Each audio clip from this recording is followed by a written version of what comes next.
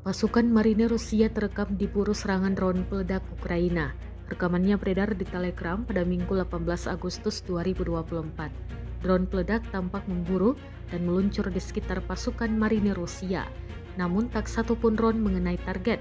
Pasalnya, kendaraan lapis baja yang dikendarai pasukan Ukraina melaju dengan kecepatan tinggi.